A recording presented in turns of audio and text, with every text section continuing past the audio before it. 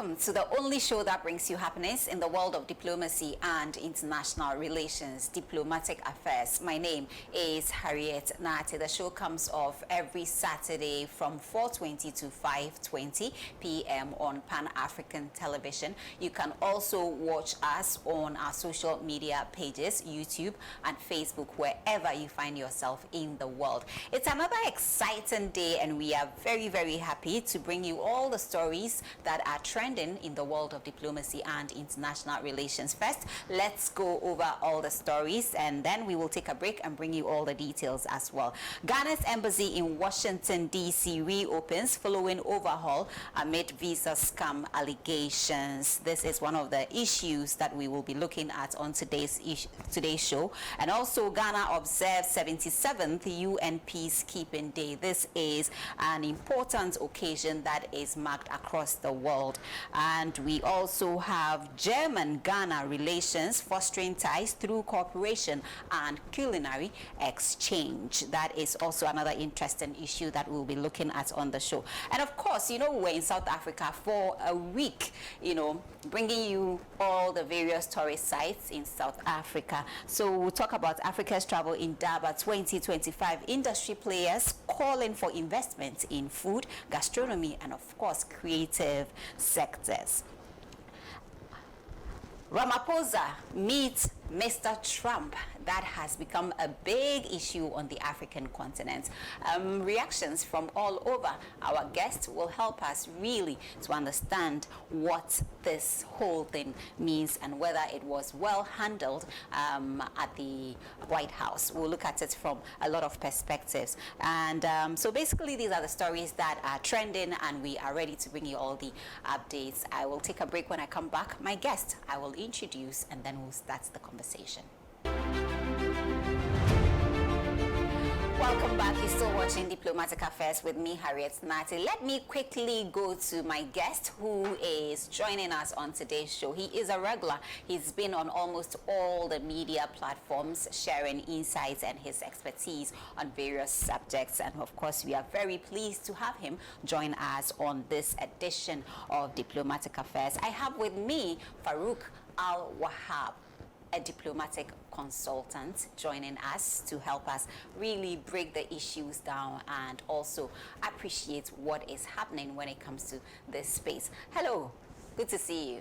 Thank you so much for coming, as always. Thanks. It's good to have you in the studio once again. Same here. I saw you on other media platforms. Hey. Yes, you were on TV3, you were on XYZ, and all the platforms. So we are very, very excited to have you join us on today's episode as we look at the various issues that are trending here. So I'll give a brief background, and then you will help us really understand what is happening here. To begin with, Ghana's mission in Washington, D.C. reopens following overhaul amid visa scam allegations. Ghana's embassy in Washington, D.C. reopened on Thursday, May 29, 2025. Following a temporary closure due to allegations of visa fraud. In a press statement dated May 27, 2025, the Ministry of Foreign Affairs revealed that a team of seasoned diplomats led by a senior official from the Ministry of Foreign Affairs has been appointed to oversee the mission. This move aims to restore integrity, complete structural reforms, and implement a comprehensive systems overhaul at the embassy. The announcement comes a day after the Minister for Foreign Affairs, Honorable Samuel Okudzeto Ablakwa, confirmed the temporary shutdown via social media on May 26, citing ongoing investigations into visa scam allegations. Now, the ministry assured the public that measures are being put in place to address the backlog of consular services and to also ensure a more transparent and efficient operation moving forward. Now, this is our first story. This story has drawn a lot of attention from not just from Ghana, but all over the world. I can confidently state that because I have personally received people sharing their opinions or views on this particular issue. First and foremost, breaking the news on social media has been of concern to a lot of people, especially industry players when it comes to diplomacy and international relations. Now, from where you sit, is that the right approach to handling things? Thank you. Welcome. First of all, diplomacy deals with certain specifics. Diplomacy has its own way that it operates, not politics. Now, in diplomacy, things are kept very private, but then things are kept very strategic for certain reasons. Especially you're dealing with two countries, especially you're dealing with the image and the integrity of a certain state called a nation, which is a host or guest, in another country. Right. In this regard, America hosts Ghana. So whatever happens at Ghana mission, it is deemed diplomatically is the Ghana government, the Ghana that has caused whatever that it is. Now, the Honorable Minister goes out there. I believe that he might have gone there with a certain information, not that when he got there and he was able to unravel the rot or whatever mafia sense that was going there. So if that being said, and if he had a prior notice and information before going there, then in my view, it was just too much of effectiveness in that regard instead of being diplomatically efficient. What is it? Meaning that the entire mission is what is called the Ghana Embassy. Right. And the entire mission has different departments. We have the consular services, the political desk, a consular section, a student secretariat, a mixture, and a whole lot of things. The IT department. The IT department, you understand. The IT actually normally is worked with the accounts or the finance directorate of the mission. That is where. And the IT also works with the consulate section, with visa, etc. Now, the important thing here is that if it was something related, as we've been told, about passport and visa issue, money, that means the enemy is known. The problem is known. So if the problem is known, is that particular department that you go in there and plug it out, or you close that department out, then efficiently employ audit service within or audit service external from your host, your country, in this case Ghana, and then you will give them the roadmap following what you have heard or what you do know, for them to go in there and investigate quietly, peacefully, in that manner. I've said and I'll mention again, my good friend, a bit in my view, he said he contacted or consulted the presidency. Right. If even he did, that is okay. But I think in that regard, I would say that the presidency also erred to some extent to allow and give go ahead for such, yes, to be closed down, but then the level of its embolden it in the public domain, especially when anything that goes on social media platforms, regardless of whichever, it goes all over the world. Right. Now, you're dealing with a country that is your host, in this case, America. The America herself as a country has not severed diplomatic relations with Ghana. America has not asked our ambassador or any mission staff to go, declaring them a persona non grata. It hasn't happened like that. You remember in the case of Ibrahim Rousseau, the South African diplomat ambassador, who was expelled in March from United States, is following what he has done. Americans perceived that he's anti-XYZ or against America. Instances that would lead a closure of a mission completely to the public like that is where, let's say, the mission herself is involved something against the state, that is the host nation, or the ambassador is involved or noted to have made certain comments and it angers the country, they can close it down. Or a certain fugitive who is not seeking asylum at the mission but rather hidden in the mission, that case the whole nation can do that. But when it comes to clerical, administrative failures, such as, I won't use the word corruption, I'll use it, let's say, administrative flaws or accounting flaws. It does not necessarily need the public to know.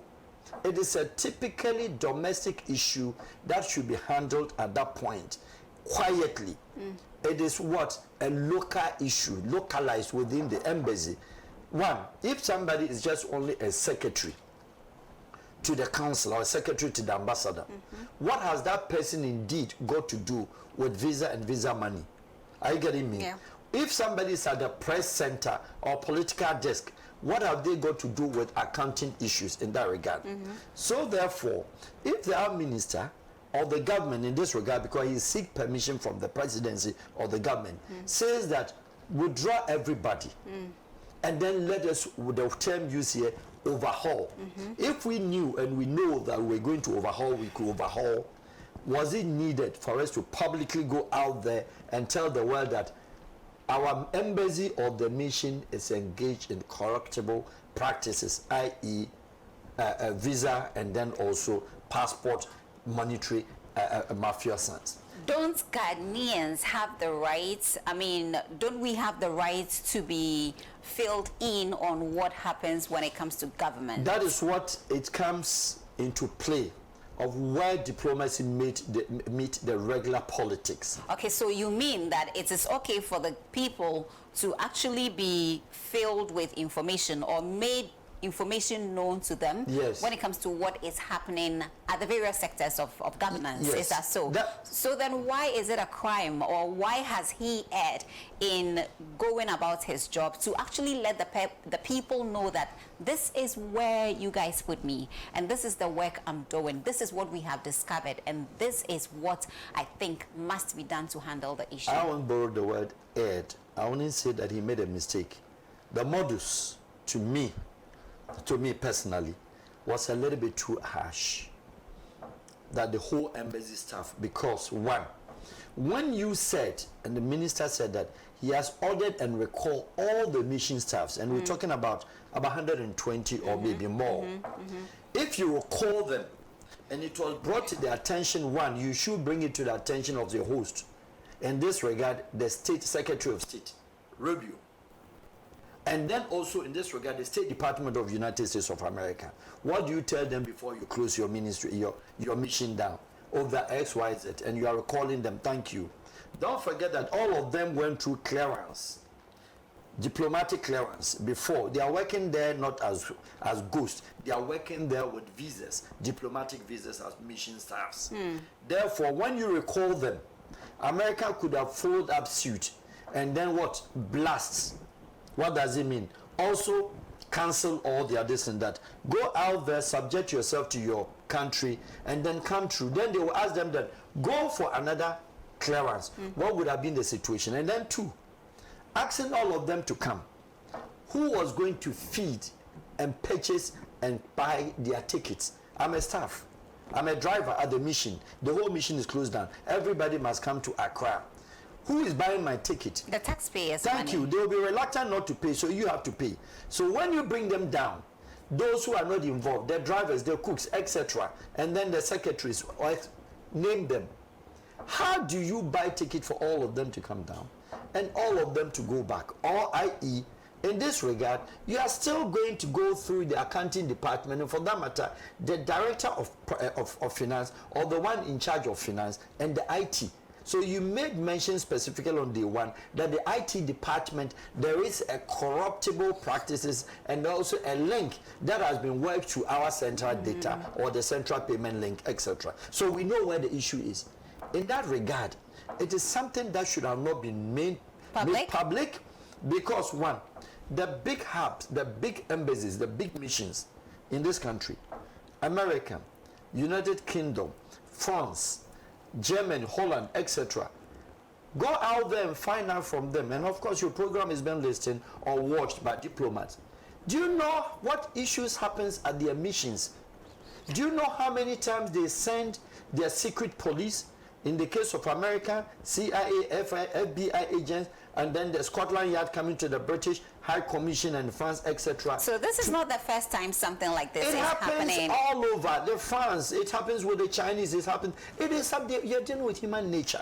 You're dealing with human institutions. They are bad ones. They are rot ones. It does exist everywhere. The same thing that we have our political settings, our ministries, agencies, departments. Is the same thing. They are human beings that are there. So these issues happens. Even with the big hubs that I've made mention, big diplomatic missions. Yet, at no given time that you will hear that the US or the, I'm just using a scenario, the UK embassy in Accra reports of a consular officer who is dealing in visa racketeering. You will never hear that. But they arrest them all the time here, and then also they cancel their listen. It is handled between them. It's only Ghana immigration that in most cases will know, and he, the foreign minister, should also attest to this fact that at the foreign service, when something happens with some of these missions, they write to inform them that in the capacity of our consular, in the capacity of this or this, and he has been recalled for further questions over X, Y, Z. Without much details. This is not made public on their social media platform, because in this regard, somebody, like I said, if the US decided to retaliate with that action that, oh, that is what is going on there, then please, all your mission staffs, including the head of the mission, they declare them persona non grata. You are now coming to apply for visas to let them go. What have we done out there? That is one. Two, how would the general public, the feel of how and what is happening at Ghanaian mission? Yes, you have good intentions, but the good intentions, of course, as a foreign minister, is coming with them. But in this case, since 1957 that Ghana established as mission, from Kwame Nkrumah's time, this will be, or this is the time, if even it was shut down for 20 minutes, it is a record that a time came, Ghana shut the mission down. The word temporarily is here, is neither here nor there. Do you understand what I mean? Farouk, as we wrap up on this particular subject and move on to other subjects, may I ask, what are the implications of this? The implications is that I do not know how, behind the scenes, how the Americans certainly they will engage the mission. They certainly will. The State Department will engage the mission. They will engage through their embassy here with the Ministry of Foreign Affairs. Something that with that one they will not put it out there. So these are some of the needless, in my view, implications that actually it could have been handled in this regard diplomatically. So the foreign missions, and for that matter foreign affairs, when an event, we have this across board, and I will not begrudge the minister from taking any action. Some of us, we know worse one than this. But then in working on such diplomatic lines, there's a particular standard, and you have to tread cautiously in order not to exacerbate the issue and then throw the country, through the baby with the bad water. You don't do it like that. Diplomacy has a lot to affect, and the country has a lot to pay for a certain price. And because you know what, if some of the implications, that next time that you are bringing your officials, foreign officials, and the American embassy is sitting here, they will go through a very difficult and strict clearance. Who has caused this? It is our own because of case. Now they are going to ask you, have you been able to find those officials who were engaged in the corruptible practices? Are we going to declare them? And if we do, subject to the American FCPA law, Foreign Corrupt Practice Authority, American can even arrest them on the soil of America. These are some of the implications. But then fast forward, please, it is high time, because they made mention of passport and they made mention of what? Visa. I'm beg and I plead to, I'm saying that we need embassies like Washington, embassies like UK, in London, France, Belgium, the bigger ones. You need the presence of immigration. It is quite worrying we don't have one single immigration officer who is there, because the passport is foreign affairs, but the visa is Ghana immigration. How do they play in? And two, how such a mission hasn't got one single auditor? Ghana Audit Service, they should have a budget, and an audit service personnel qualified must be at any of such embassies. That is what it is done practically all over the world with high-profile missions and those who are really serious doing business. Because we make a lot of money in Washington, so as New York. That's strategic we look at the locations. Ghana, huge presence of Ghanaians who are even naturalized Americans, and these embassies that they go. So you don't have a migration officer to do efficient issuing of visas or do efficient issuing of passport. Who knows passport better than the immigration? Not the foreign affairs. The immigration, they know. How well are they involved? So following this issue, it is my advice that the Honorable Minister and his ministry, they must, whether they like it or not, engage with the Ministry of Interior rapidly, quickly, without delay, get immigration also on board, as well as other service. That would be my proposal. Okay, in that case, but wait, before I move on, does a country need permission from the host country before shutting down their mission? Yes, you can't shut down the mission like that. It's a chain. Diplomacy is a chain. So you need to communicate. You have to communicate to the State Department. All right. Do you think India High Commission in Ghana here can just get up without informing him first, the Honorable Minister of Foreign Affairs, two, informing the president or the head of the diplomatic corps, and they pack because a certain Indian driver has slapped the ambassador, then they close the mission and they go. If even it's one day, should the host nation decide to be a bit stiff and rough on that call, and if I don't know, I do not know how it went on. If maybe permissions or information were advanced and noticed, I wouldn't know. But if it was not done, America, you know, is a hub and a home. Washington is one of the important home of diplomacy. They could have reacted. What would have been our destiny? Now then it creates a kind of diplomatic role, a kind of diplomatic problems. Then we have to now find solutions. Now it comes to president, and we know, excuse me to so, we know whom we are dealing with. And in that case, I will call it President Trump. He could have reacted. And certainly there will be remarks one day to come that go and see at the American embassy, Ghana embassy, what is happening there. I told you they are corrupt. These are things that the country, in my view, wouldn't have to create and then toss ourselves into the hot water. It is not done. Okay, thank you so much. We will let you go after the next story. Let's talk about Ramaphosa's visit to the White House to meet Mr. Trump, Yes. the president of the United States. Now, I personally, I was monitoring prior to his visits. I was monitoring events that were unfolding, you know, prior to his visits, and so I had kept, you know, keen eyes on how things were going to play out, and so I made sure that I didn't miss a thing. But let me give this background and then we will delve briefly into this as well.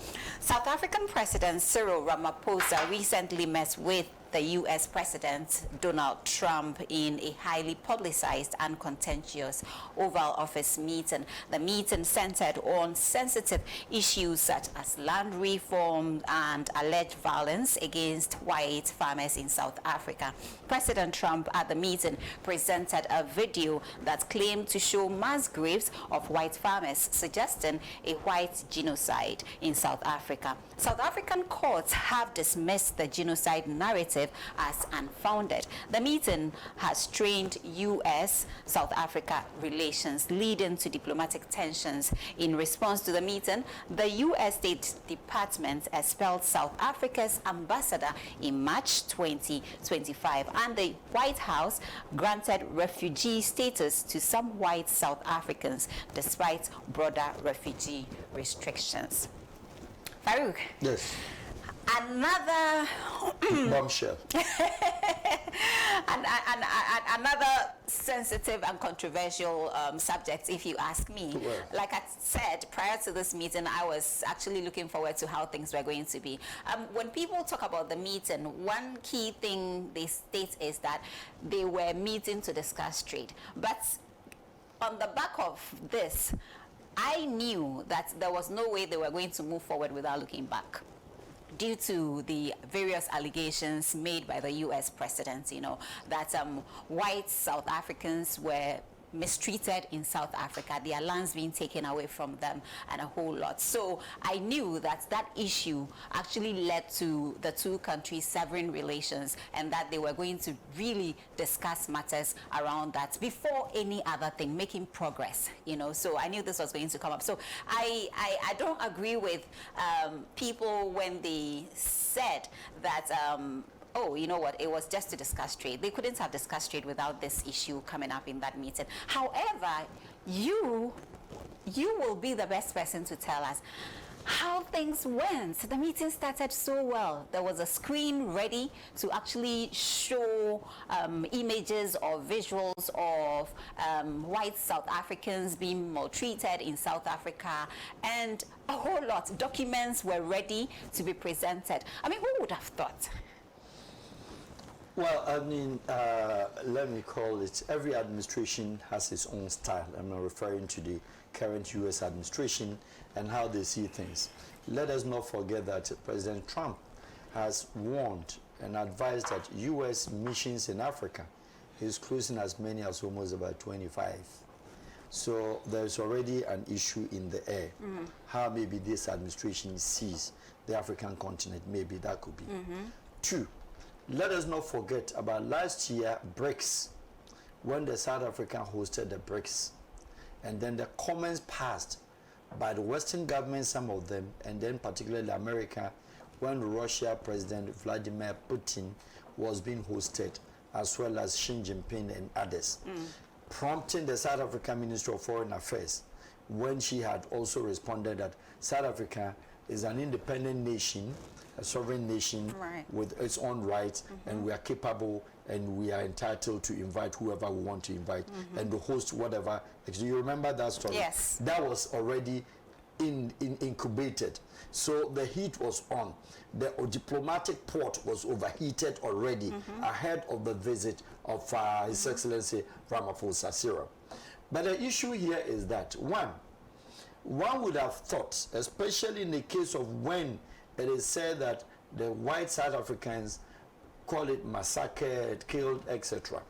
I can say on authority of fact that since the ANC took office, if any nationals have been affected in the country of South Africa, I will squarely say that's rather the African countries. Right. The xenophobic attacks had never been against the white South Africans. The xenophobic attacks had been against especially even the frontline states members, the Zambians, the Zimbabweans, Namibians, Mozambicans, and then most especially Ghana and Nigeria citizens, Congolese and Cameroonese, who are all being a victim of xenophobic attack, where we've watched 3 different times in Ramaphosa's time. Right. We've experienced it. It's also Zuma, Thabo Mbeki, and Mandela not. So where and how have we noticed and seen that the white South Africans have been massacred, etc.? Not to the best of my knowledge, because South Africa is a place that are frequent there. Let us also not forget about the land issue that is being the contention here. The land issue, it is a fact that that South African issue is different from the Zimbabwean one. The Zimbabwe issue, you can say that there were already farms. The British were having farms, tea farms already, where Mugabe, with his issue at that time with Tony Blair, and then he started doing whatever that took place.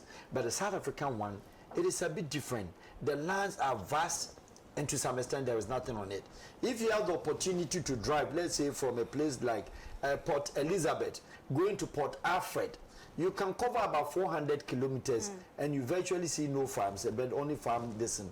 So in that issue, I don't really get it, that the South African farmers or the whites, they've been this, they've been that, fine. That is what maybe the US presidency or the Americans get to know it. But let us not forget something. The Africans, the South African whites, natively, where are they from?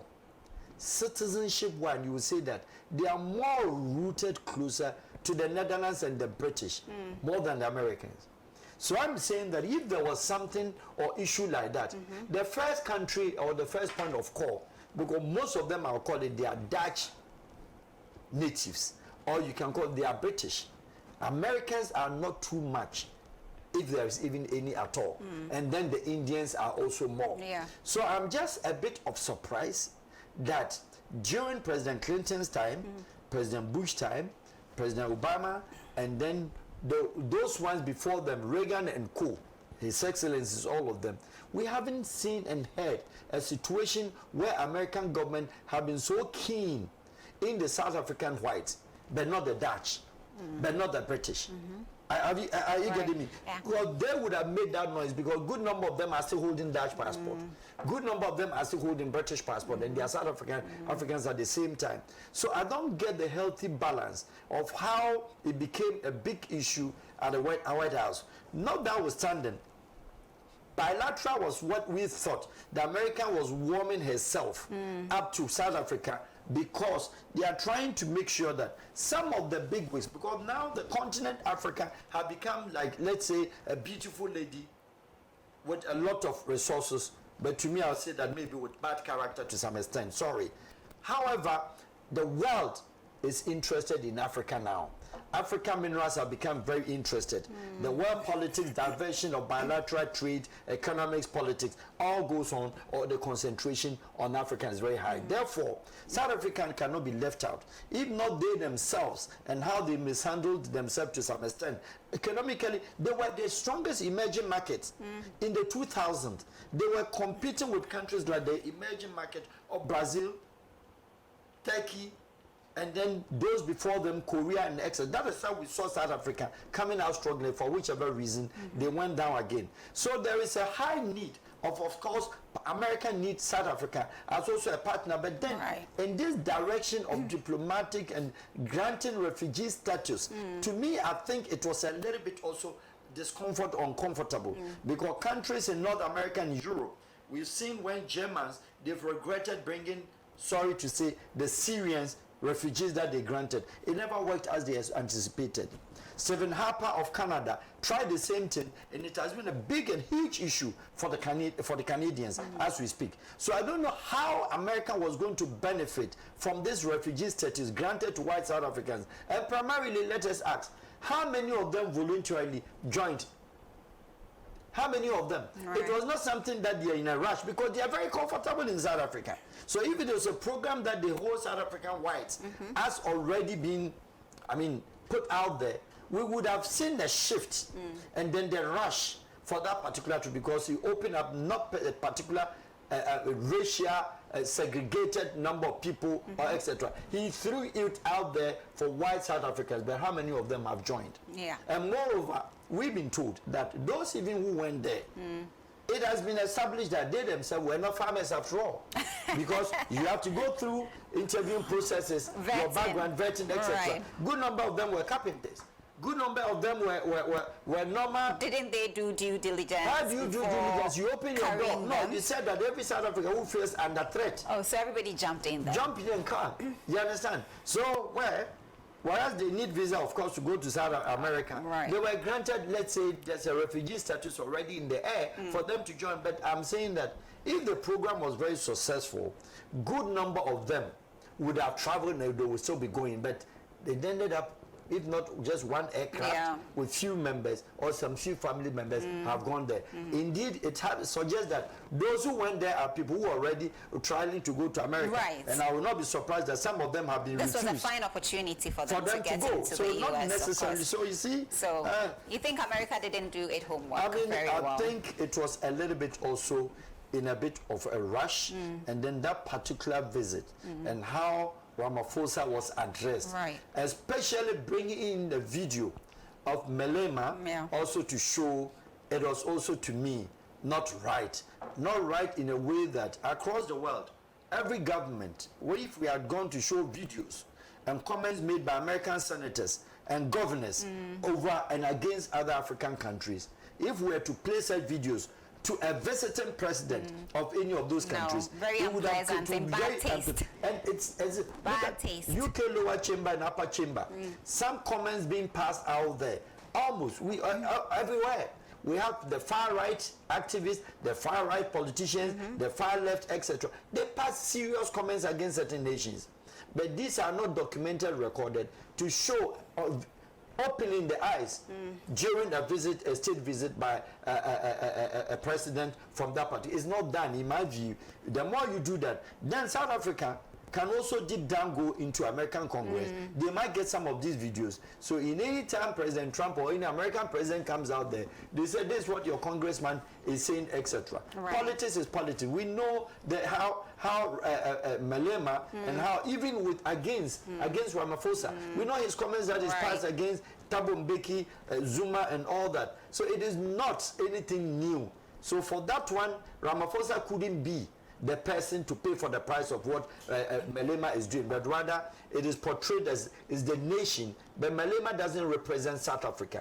Malema represents himself and his party. Right. For that matter, that is his ideology and his philosophy. So Americans should have viewed that point that he's a politician, a single person, not the country or the state South Africa. His reflections are certainly not the reflections of the governments. It was wrong. Right. Absolutely. Since we are talking about the U.S. and some of the measures being taken by the United States now, away from the bilateral meeting between the U.S. and South Africa, let's talk about the U.S.'s decision to actually halt visa for international students. This is one of the issues that has also received a lot of attention. So I want us to briefly browse on this one. U.S. President Donald Trump's administration has ordered U.S. embassies around the world to stop scheduling appointments for student visas as it prepares to expand social media vetting of such applicants. An official memo said social media vetting would be stepped up for students and foreign exchange visas, which would have significant implications for embassies and consulates. Now, it comes during a wide-ranging Trump crackdown on some of America's most elite universities. Harvard is one of the universities that has been targeted, and he sees these institutions as too left-wing, accusing them of failing to combat anti-Semitism when pro-Palestinian protests have unfolded on campuses. Yes. Interesting. Yes. In this regard, once again, certain countries have been made mention of. Students from particular countries. Yeah. How does a Ghanaian student pay for the price if there is an anti-Semitism practices on any of these campuses, etc. Now, he was very particular not only about call it recruiting and training or educating people for them to be SYZ against the Americans. No. They chose their words carefully. Yes. He was particularly also mentioned about huge monies that these schools have made one way or the other undeclared, and stating that Harvard, they've made more than $5 billion within a short time frame from international students, and that one, in his view, taxes or proper IRA systems have not been gone decent, out of which was one of the major issues raised by his administration, and for that matter, Mr. Trump. And then he comes to say that, yes, apart from these huge monies that you are collecting, which Americans still, most of these schools receives scholarships, etc., and then the government support and etc. Are you getting me? They didn't know that this is the money they are making in the darkness. And then the students now come, have a well-qualified training, etc. Now they turn around and hit with America, supporting, let's say, Israeli-Palestinian issue, and then maybe throwing or demonstrating or X, Y, Z. But these are very normal with international students.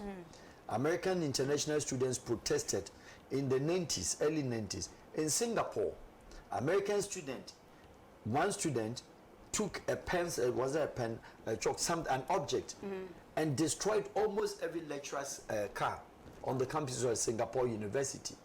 So with international students in any other country, just like even the local, the domestic students, students are students. School is school. Now, the embassies to monitor their social media platforms before granting them either interview or giving them student visa. What about me or you, a student who hasn't got any social media platform? On what basis are you going to also vet them? And indeed, not all of them are social media, they are powered by social media. Not all of them are involved in that. How many of them in most various countries in Africa do even have the data or this? It's, you see the social media activeness, the effectiveness between normally Ghana, Nigeria, and some few countries on the continent. Not all of them. So if it is targeted at African students or worldwide, there are a lot of students of the world applying schools to go to the United States who do not have social media platform. So indeed, that one was used as what? You know, a decoy. But then the reality of the matter, in my view, is about those schools that he made mention. He was actually about the economics. I'm talking about the money of those of those schools that they are receiving from these international students. In other words, we'll frustrate them from coming. If we are frustrating them from coming, let's see how the school, how they will fare. Because he believes that, okay, Harvard, for instance, they've been having talk shows, they've been challenging some of his policies. The student union is very strong. The alma mater, they are very, very strong worldwide. So if they are against his administration, okay, I get it. Whatever that I'll do to suppress you and bring you down, I'll also do it. But then particularly, how many universities did he make mention? All the elite, he keep mentioning the word elite, but then as for Harvard, he made mention of Harvard. Are you getting me? Right. So in this regard, one would say that there's a target market there. The target is there. The enemy is known. You understand? It's rather unfortunate that we have had to pay for, the price. But that, Harriet, suggests that do we also need to say that there's an elite university somewhere that we cannot build the same thing on our own here? Isn't this a fine opportunity? Isn't it an opportunity for us? Because one, in the year 80s, in the 90s, under the Lee Kuan Yew's government in Singapore, which used to be one of the poorest countries in the Southeastern Asia or Asia, they were able to attract the best lecturers in all the universities of the world. Whereas American lecturers from George Mason, Georgia Tech, Yale University, Harvard, name them, Columbia, all their lecturers went to Singapore. For what? For attractive salary which they couldn't earn in America. What did the Singaporeans do? They gave them an American lecturer who is so fast, an expert. A Harvard lecturer takes about $500,000 a month. So they rushed and left American universities and went. What were they seeking to attract? They were seeking to attract also the brain drain that they do to us. They did the same thing. And when you get that salary, one, you cannot use a car in Singapore. You have to auction a car. A car insurance is about $100,000. So if you earn 500,000, 100,000 is gone. You need accommodation. Accommodation is about almost $25,000. So if you earn, so at the end of the day, you'll be left with about 50, 40. Yes, Americans are earning about 20,000. They use them, the Europeans, the Americans, Singaporeans use them over the period when they got the money, they got the know-how, trained their students, they dropped their salary, and all of them went back. At the end of the day, Singapore today, if you're talking about best IT universities of the world, the other Western world, they have it already. So these are some of the things in one bad directive happens to give an opportunity, and for that matter, we have also good universities. It's only our curriculum that is bad that we have to overhaul and change. The same curriculum that they have in there, we can bring it down here. Not to model it, and then make sure that Ghana, we have fine universities. We do. But what do we come out with? Do we come out with only certificates without any profession? So don't take me to school. Rather educate me and professionalize me rather than give me a certificate. So we should take advantage of the situation. We should indeed take advantage. Well, I can tell you for a fact that I have been monitoring the various news platforms, and certainly the European Union and some Asian countries like China have already started, introducing measures that would attract foreign students into their territories. And I think we should also do same here. Well, Okay then, so away from that, let's talk about Ghana. And I'm just going to give you this story. Ghana observes 77th UN Peacekeeping Day. United Nations peacekeeping represents humanity's collective commitment to prevent and limit armed conflict, sustain peace, as well as address evolving threats to global peace and security. Ghana observed the 77th Peacekeeping flag raising and wreath laying ceremony under the theme, The Future of Peacekeeping, Strengthening Partnership and Multilateralism in Ghana and Beyond. This year's observation witnessed a clarion call on governments to invest in strengthening partnerships and also multilateralism to meet the challenges of peacekeeping.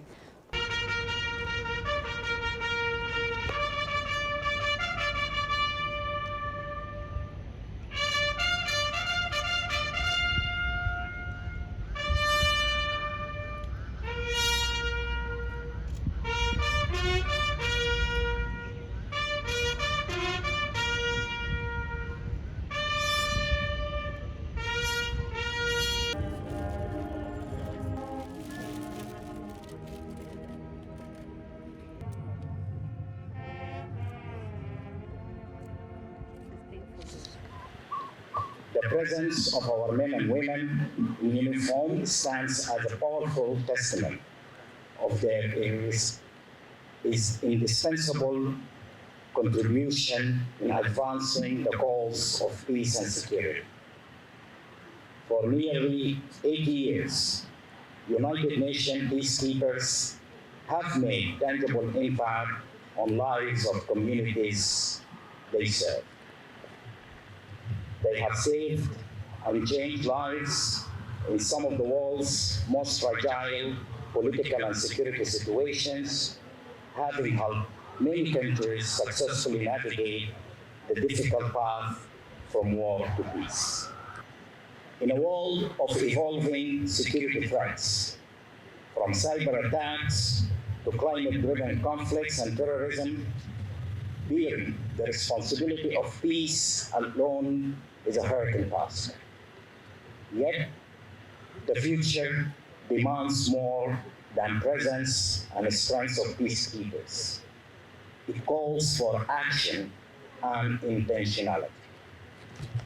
Building lasting partnership with others, inside and outside the UN system, is essential to respond effectively to collective challenges.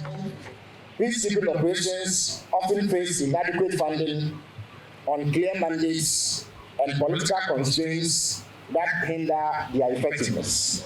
In an increasingly complex environment, it rests on our individual and collective commitment to strengthen peacekeeping partnerships. Here, Ghana recognizes the importance of deepening collaboration between the UN and regional organizations such as the African Union. This requires strengthening and empowering such regional organizations to play their vital roles in the maintenance of international peace and security in today's complex world, in line with the UN Charter.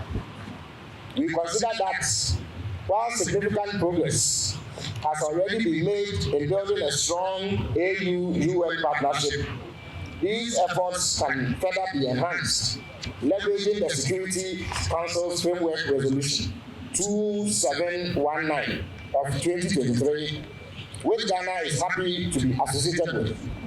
It is important that by our actions or inactions, we do not roll back this resolution's vital objectives, which represents an important advancement in ensuring complementarity of efforts between the UN and the AU in tackling today's complex peacekeeping challenges. Well, in 2024, a total of 54 peacekeepers, including 2 Ghanaians, died in their line of duty. May their souls rest in perfect peace. Okay, so away from that, since we are back home now, let's do Germany and Ghana relations, and we'll talk about culinary diplomacy.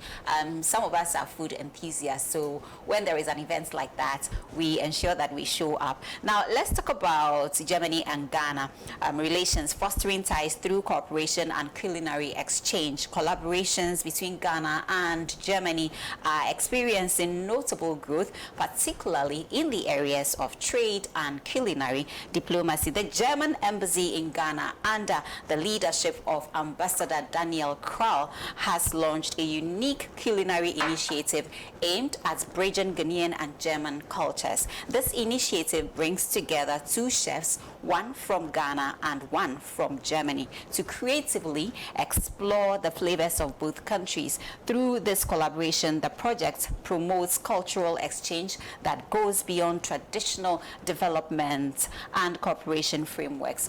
By blending culinary traditions, the initiative strengthens people-to-people connections and also deepens mutual understanding between the two nations. I had the opportunity to briefly interact with the German ambassador, and of course the chefs, the two chefs. Yes, one is from the northern part of this country who resides in Germany, and the other is a German native. So I had the opportunity to speak with them. Let's take you to that place.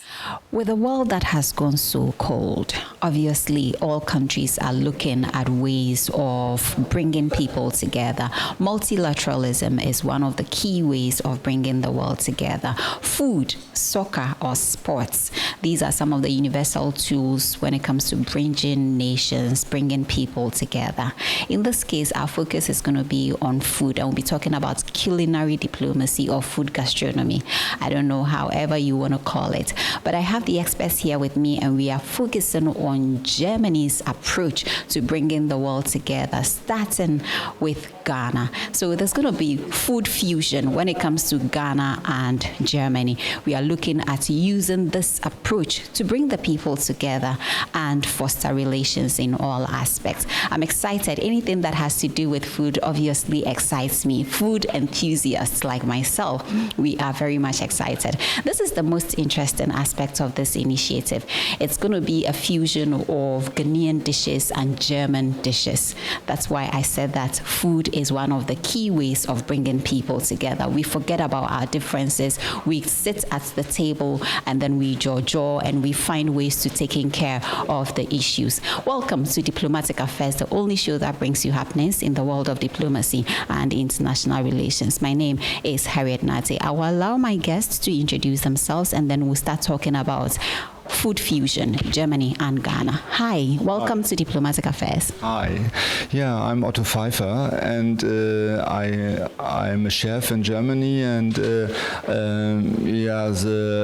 ambassador, the German ambassador, invites me to go to Ghana, and Esther too. We both traveled she from Hamburg and I from Berlin, directly to Ghana, and it's a pleasure for me to stay here and and to learn about Ghana food and vegetables and all these things, so. Is this your first time in Ghana? This is my first time in Ghana, the second time in Africa. I've been in Gambia a long time ago, 25 years ago. And it's refreshing Africa, Absolutely. We are thrilled to have you here. This is your second home. My second home is Ghana, yeah, for sure. That's nice. And of course, you, how are you? Yeah, I'm fine. Good morning. Good morning. My name is Esther Mumuni. I'm actually originally Ghanaian. I've been living in Germany for so many years now. I'm married to a German, so Germany is also my second home. I actually come from the north of Ghana. I really have always been into, actually I started with baking. Yeah, baking was my thing. I had a small business here in Accra, and I was just not baking anything. It was German Ghanaian bakery. So I was doing a lot of German stuff, and of course incorporating Ghanaian ingredients into my baking. That's how this whole thing started. And when I went back to Germany 2023, I realized, okay, we could still do more. And that's how it started with all this, fusion thing. in Germany, I mean, I live in Hamburg. There are lots of Ghanaians, and everybody wants, of course, eat Ghanaian food, but we don't get all the ingredients. So it's always to see how we can incorporate German ingredients into the Ghanaian food, and that's how this whole thing started. So yeah, right. This is a brilliant initiative by the Embassy of Germany here in Ghana, His Excellency Daniel Kroll. Now you will be bringing all the ingredients from Germany to the table, and you will also be bringing all the ingredients from Ghana to the table. Let's talk about this food fusion idea. What are the kinds of dishes we are looking at? Yeah, especially, you know, for this white melon, not powder, I think it's a powder, I don't know, you know, and to make it, like tofu, you know. That was fantastic for me, you know, to eat, and you know the name, it's from the north and it's from Tamale. I mean, Ghanaians know it more as agushi, you know, the white, exactly, agushi, exactly. Agushi was fantastic, you know, without soya and things like this, you know, nearly a different kind of, not taste, but tasty, but not as tofu. So yeah, I thought, you know, for all these vegetarians and vegan people, you know, so this is a product, you know, they have to choose. Wow. Let's talk to you. What are the dishes as well? From the German side, I'm learning one or two dishes, and from you, I may be familiar with some of the things that would come up. Yeah. So we would have, as a starter, we would have 2 different types of breads. So a German typical bread with a sourdough, and a Ghanaian made bread with baobab. So we also have that sourness, but through our baobab. Then we would have 2 dips. The first one would be out of the bambram beans, which we all know, but we always eat bambram beans as beans. And I thought, why not make it, you know, we have hummus, which we are also familiar to as a dip. But then we're not using hummus or the chickpeas, we're using bambram beans for that. So we're changing the twist, you know. We had the dinner last week already, and we did it, and everybody... You had the dinner without me? Sorry. So we, and a lot of people were very, you know, surprised. Yes, so we have the bambram beans dip again, then we are making a batter, like, you know, with moringa and shea butter. Also as a dip, you know, just have something else. Then we are going to have a starter. We call it in the north Euro. It's made out of maize and beans, which is actually usually cooked together, and we just eat it with oil and onions. I don't know if you've seen that before, yeah. But then we are not just going to leave it that way. We're just going to use just a little of it. Then we would have a German, what was it again? After the Euro, this is a ball, like a little bit like a croquette. I don't know the English word, you know, for it, and the Dutch people eat it really often. And there's some pork inside, and we made for the vegetarians, we make it with cheese, wagashi. Exactly. Wagashi, yeah. It's one of my favorites. Yeah, you like that, yeah. So, and we fry it in a different way, you know, crispy, not with panko or with bread flavors, you know. So we will fry it with. Yes. So actually, we would also just very nice comment. So we're going to have actually a tiger nut drink, which we actually all know. But when we do the tiger nut, we're not just going to throw away the chaff, what is left. Yes. We're going to use that one to, instead of the breadcrumb, we are going to dry it and use the tiger nut to make the wagashi, you know, to fry it. So then you have this nuttiness from the tiger nut into the wagashi. So we're not just going to fry it the usual way, but then have it a bit of this twist. We use it, the powder or this crisp, part also for the German part, you know, that we will fry it, this kind of not really meatballs, you know, they are soft, they are juicy, crunchy, and so, you know, they are really tasty and I think delicious. And we have Aleppo underneath, you know, so the ball and Aleppo, and so it's really a mixture between Ghana and German kind of food, yeah. So if I'm hearing you clearly, nothing is going to go to waste. No. No, that's also the idea. We throw a lot away, a lot, and that's the thing that we just have to think: what can we do with what we don't actually need? You can always use for something, exactly. Or even for the vegetarians, you can always just make. In Germany, normally they also do something like meatballs, but just out of vegetables. So you can even just put them all together, and then with some egg to put it together to also make something else. So we are just going to try to just see that we don't have much waste, and then try to reuse the things that we don't need. Or even last time we did out of sweet potatoes, we made chips. Which was also something that we usually don't do. We don't fry it. We just put it in the oven to dry it. So it's also healthy. When you even eat a lot of it, it doesn't. Add only a little bit salt and that's it. So and when you have a carrot, and you have to peel it, so you can use this, or you can use it for a vegetable, both, oder wie, Brühe. Well, thank you so much, Chef, representing Germany and of course Ghana. And you say Ghana is your second home, right? And Germany is your second home. So Ghana is your first home, actually.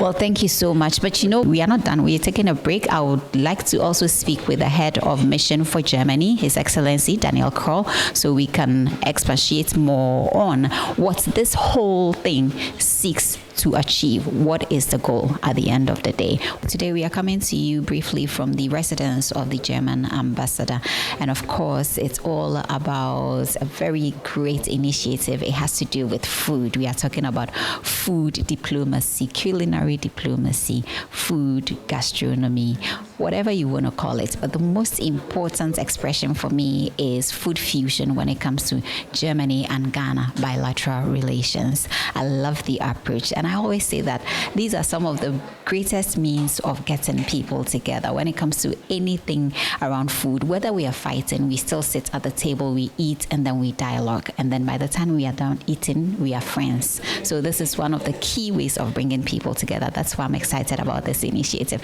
I have with me His Excellency Daniel Kroll, and he will be telling me basically what this whole thing seeks to achieve. What's the objective? Excellency, welcome to Diplomatic Affairs. Harriet, thank you very much for having me. Welcome. Let's talk about food. Did you like food? I love food. Everybody loves food. Sometimes I love it too much. And, my Ghanaian friends talked me into enjoying the Ghanaian food, and it resulted that I gained 15 kilos since I came to Ghana, yes. What's your favorite? Just two Ghanaian dishes. Palava sauce is my favorite, and I love very much fonio as a salad. Okay, that's good. And let's talk about this great initiative of yours that seeks to bring the two countries together. Well, I think it originated when we were talking about our support for Ghanaian security initiatives in northern Ghana. And I thought that we all know that security is not about machinery, firepower alone, but it's about winning the hearts and minds of the people and the trust. And so I thought, what is key or what is close to the hearts of my Ghanaian friends, and food comes to mind immediately. And so I thought maybe we can show our appreciation for the delights you find in Ghanaian cooking and in northern cooking, and special fruits, flavors, and ideas. And so that's where it originated. I wanted to show our respect and our appreciation for culinary culture in northern Ghana. And that's when I started to reach out to some chefs in Germany to get them excited about this idea. How sustainable is this initiative? Well, I believe it has a huge potential. I can sense that people who listen to the narrative are very, very excited. And we, as an embassy, we are not an implementing agency, but we can try to deliver proof of concept and get other people interested. And in my view, Ghana tries to attract more tourism, and food is an essential part of any tourism concept. And so that could be an interesting opportunity for Ghana to improve the marketing abroad through food and through food initiatives. And so I'm hopeful that some institutions, private business, would pick it up and scale it up. What will be the format? This is a food expo. What will be the format? Well, you could think of organize a food competition. You invite chefs to different big hotels who then compete, and you have a awards process that could be done. You could do it more on a street fair style, like I know it from my hometown Hamburg, where we have an African food festival. So you have different stands, and that is a more popular approach to it. You could organize cooking events in the villages and bring chefs from around the globe to cook with Ghanaians in Ghana. So there are many entry points. Thank you very much, Excellency. Final words? Good appetite. Good appetite. Thank you so much for talking to us. We appreciate it a lot. Well, there's a very popular expression or saying that the way to a man's heart is what? Food, right? By extension, I think the way to any country's heart is food. So I am of the belief that this is going to bring everybody to the table and bring all of us together. Thank you so much for watching.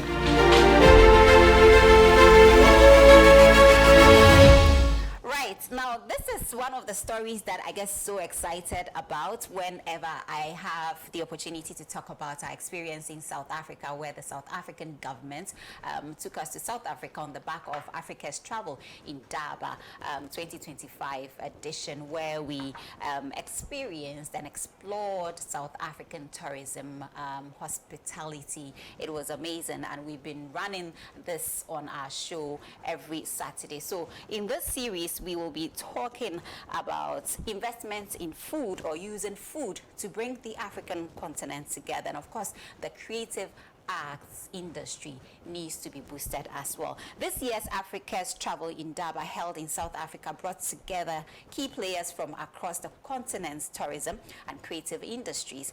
Among the major highlights was a strong call for increased investments in food, gastronomy, and locally produced films as strategic tools to drive both intra-African and international tourism. Industry stakeholders emphasized the growing role of culinary diplomacy in shaping Africa's tourism identity.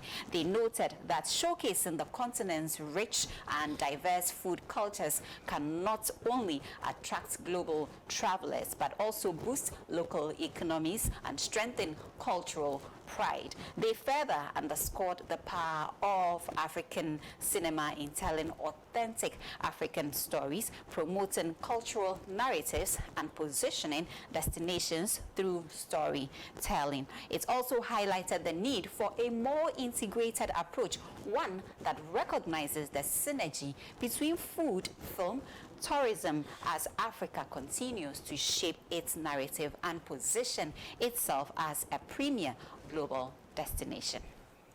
Whatever that Statue of Liberty in somewhere, two of them, but we all know it, but they've never been. It's only because through the media, and a lot of it comes through television series or film. You know, I did a project. I was trying to get involved with South African tourism. You know, they finance this travel show, right, which goes to Discovery Channel and all that, massive funds. So I said to them, you know, it's nice that you do that. You know, you spend a couple of pounds, millions of them, where you could actually take that whole budget, break it into small little film projects, which also has a global approach. And it could actually empower local guys, but could drive even more tourism, you know, instead of giving to one guy. So there was always this initiative, right, that where there's an understanding how these are linked together. This is Diplomatic Affairs. We are coming to you from South Africa, Durban. It's a beautiful city. We are enjoying it so far. This is our second time participating in Africa's Travel Indaba. And of course, we are here for all the assignments. One of the key assignments is to ensure that we are covering all the essential sessions, the deliberations, the discussions, the dialogues that would be happening here. And this morning, kickstarting our day is a very important conversation around tourism. Tourism is actually the conversation we are having throughout this gathering, and we are looking at the various elements that come to play when it comes to tourism.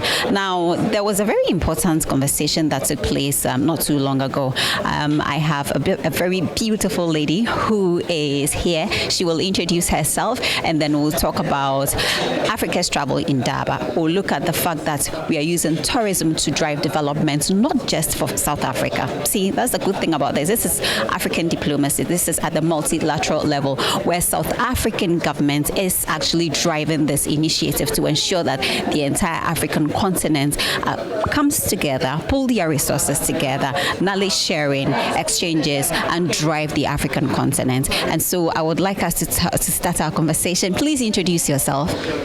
My name is Pinky Hadebe, Head of Public Relations and Communications at the KwaZulu-Natal Tourism and Film Authority.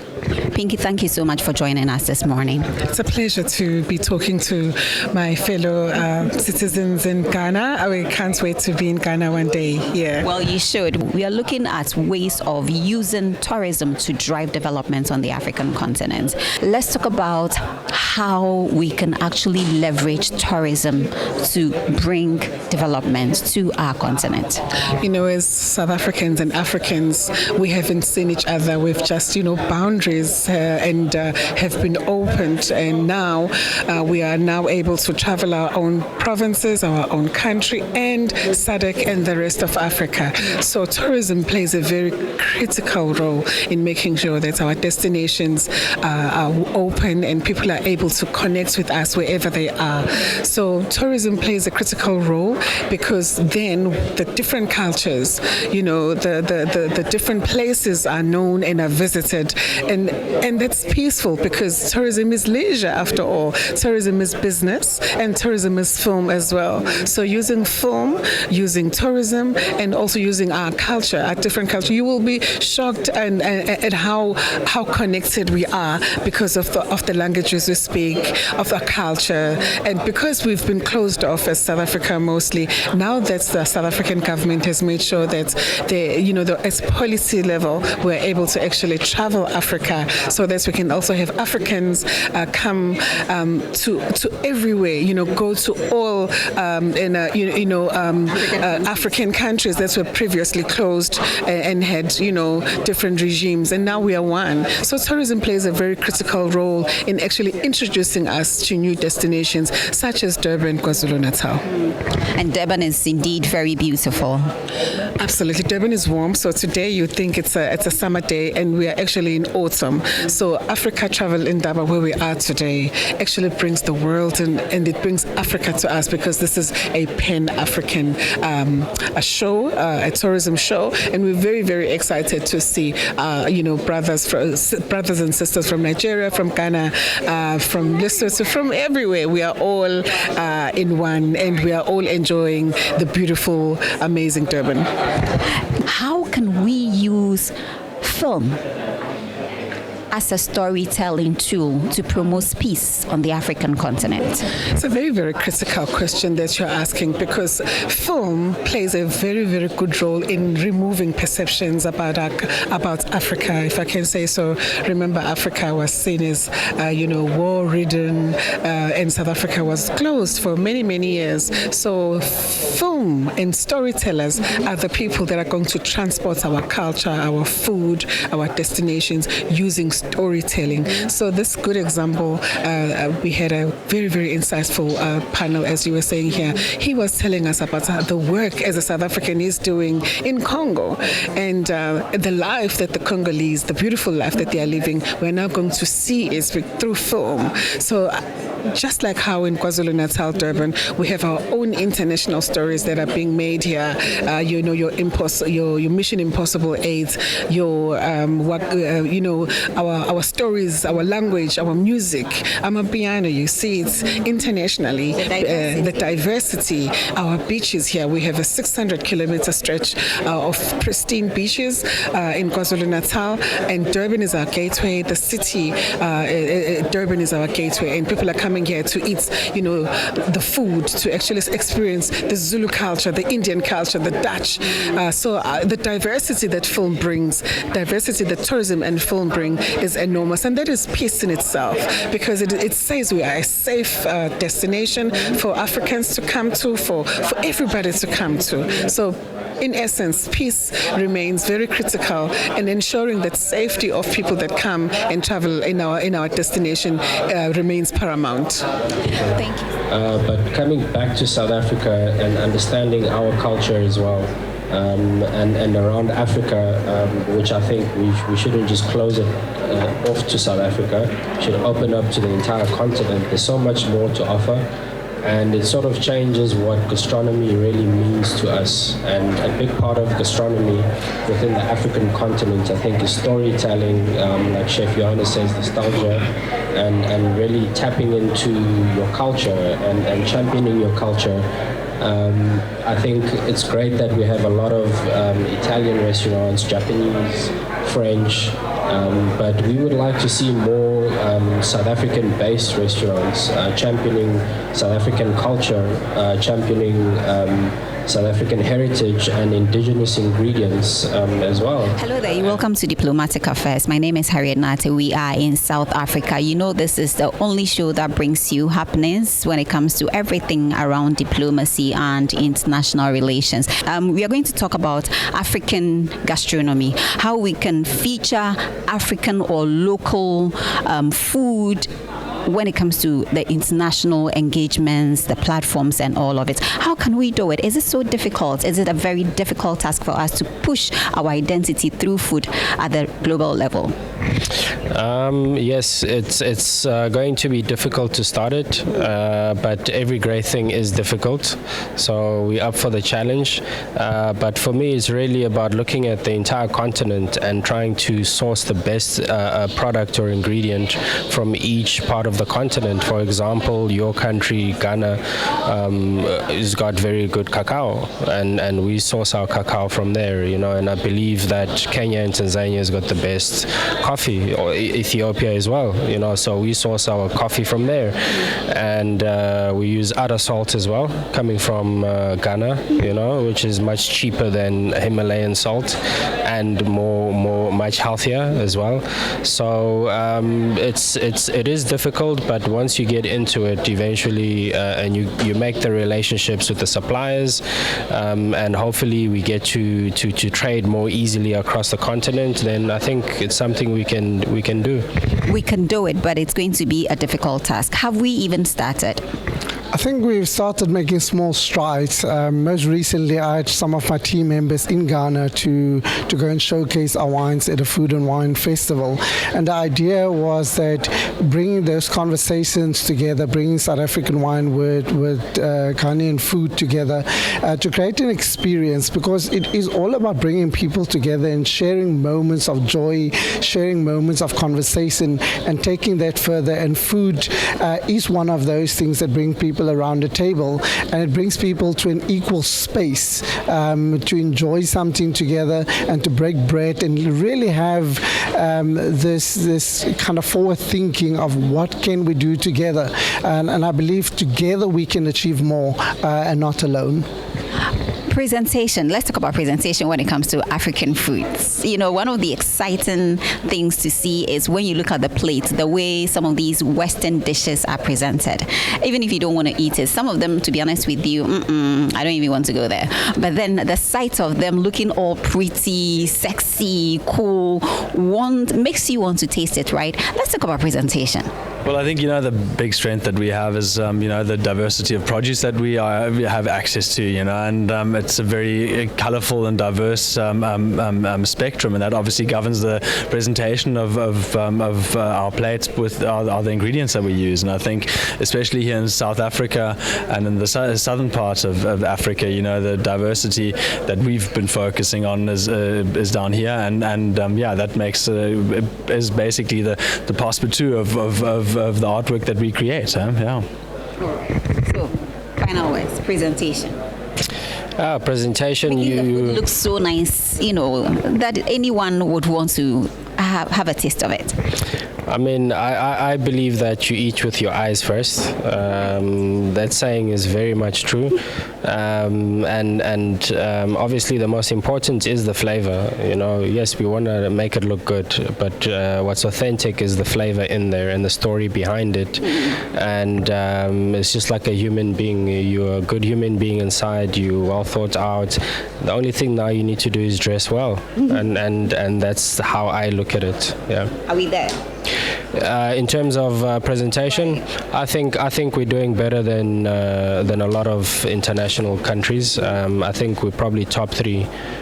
Because we're unique, like Chef Johannes said, we got a lot more to offer. We got the Indian side of our heritage. We've got beautiful colors. We're green. We just got more to offer. Yeah. Presentation. Do you know kenke in Ghana? No, I don't know. It's eaten. You eat it with fish and pepper. Yes, and you have to eat it with your hands. I am dreaming of one day where I would see kenke presented in a manner that anybody would want to have a taste of kenke. You can't eat it with it's not cutlery kind of a thing, you know what I mean, right? Yeah. So I know you have such dishes here as well. So how do we do it? Presentation is very important. No, I think presentation is important, but also the enjoyment behind it. If the dish is allowing you to eat with your hands, and that is the authentic experience that you get, then that should be how you experience it. For every dish, there's a different way of dining and experiencing it, and we shouldn't shy away from it. As long as you don't eat so messy that it looks messy.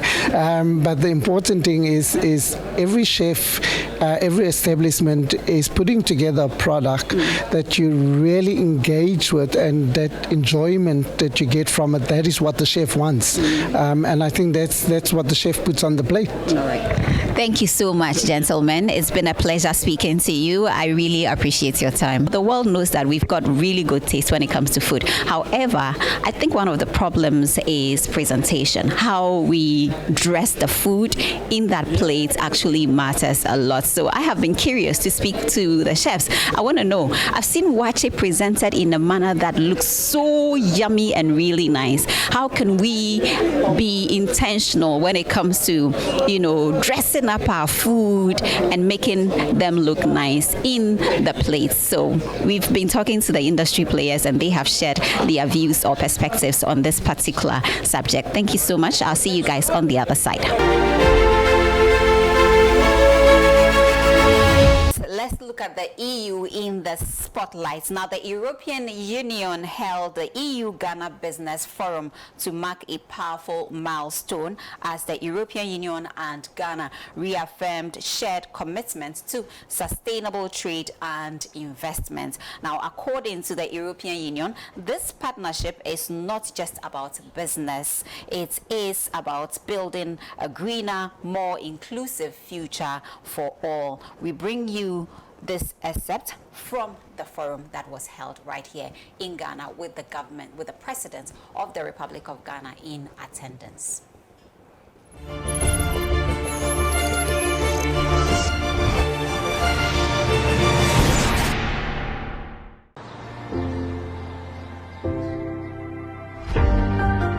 Good morning and a very warm welcome to the 2025 Ghana EU Business Forum.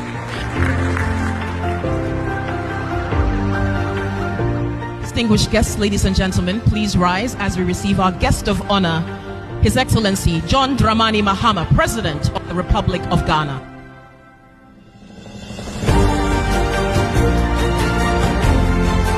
Ago. Welcome to the conversation that has become commitment. We're doing it through a global gateway, through Ghana and Europe.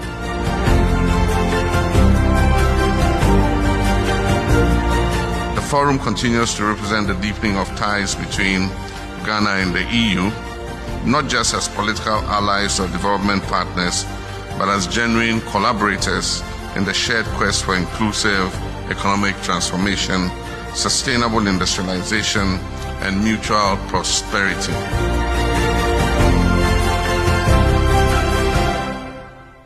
With this gathering is testament to the strength of the partnership that the EU and Ghana hold together. I think this is really the objective we will be pursuing all together during those 2 days and far beyond. And we would see this business forum as part of the joint cooperation to increase the macroeconomic stability and further economic development of the country. Today, it's fair to say that it's a great gesture that we have both undertaken from the European Union and the Ghanaian side to create a space, possibly to create more jobs and to support growth and to diversify the economy.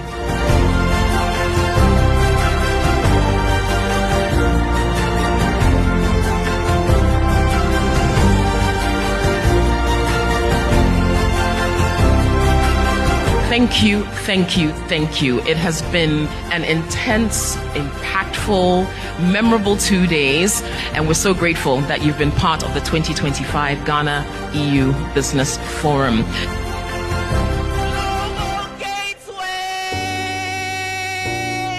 Thank you so much, EU Ghana Business Forum 2025.